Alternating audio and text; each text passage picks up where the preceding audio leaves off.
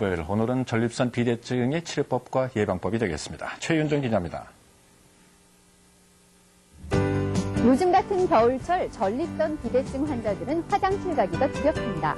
시도 때도 없이 소변이 마려운 데다 화장실에 다녀와도 시원하지가 않은데요. 이렇게 겨울철이면 심해지는 전립선 비대증은 50대 이상 남성의 절반 가까이가 앓고 있을 정도로 흔한 질환입니다.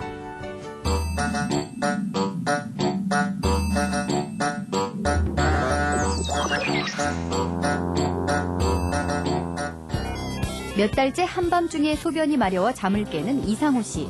숙면이 어려울 뿐 아니라 화장실에 다녀와도 개운치 않아 결국 병원을 찾았습니다. 화장실을 다녀온 이후에도 어떤 그 잔뇨감이랄까 그런 게 있어서 마음이 항상 이제 개운치 않았고, 그리고 또 한 가지 특이한 증상은 이제 저녁이면 잠을 제가 한 10시쯤 자는데 2시에 깨고 4시에 깨고 또 이제 6시에 깨가지고 이제 화장실을 가는 거 있어요, 지금. 요속 검사를 해본 결과 이상호 씨의 소변 배출 속도는 정상인에 비해 현저히 느리고 양도 적었는데요. 초음파를 통해 본 전립선도 정상인의 2.5배 이상으로 커져 요도를 누르고 있었습니다.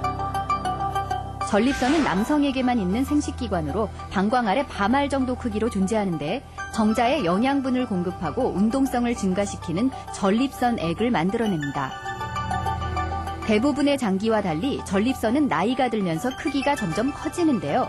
결국 전립선 내부를 지나는 요도를 누르게 돼 소변 통로가 좁아지고 배뇨장애를 일으킵니다. 원인 중에 하나로 나이가 들면서 생기는 성호르몬의 변화를 들 수 있습니다.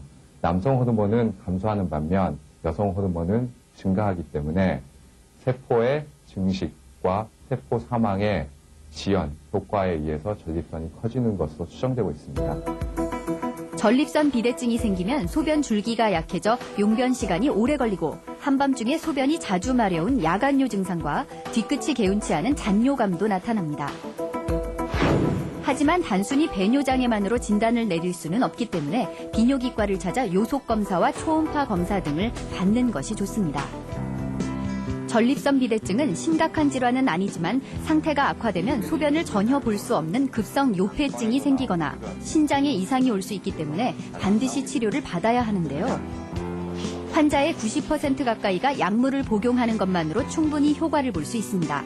하지만 약물로 치료가 안 되거나 방광에 결석이 생긴 경우라면 내시경 등을 이용해 커진 전립선을 절제하는 수술을 받기도 합니다. 요즘같이 감기에 걸리기 쉬운 계절엔 전립선 비대증 증세가 더욱 악화될 수 있는데요. 대개 감기약에 들어있는 교감신경을 흥분시키는 성분이 요도를 더욱 좁게 만들기 때문입니다. 전립선 비대증 환자분들은 교감신경 흥분제를 드시게 되면 외부 요도 관약근과 전립선 평안근이 수축되게 됩니다. 이를 피하기 위해서는 종합감기약을 드시지 마시고 주변에 의원을 내원하셔서 본인이 전립선 비대증이라는 걸 미리 알리시고 약 처방을 받으시면 좋겠습니다.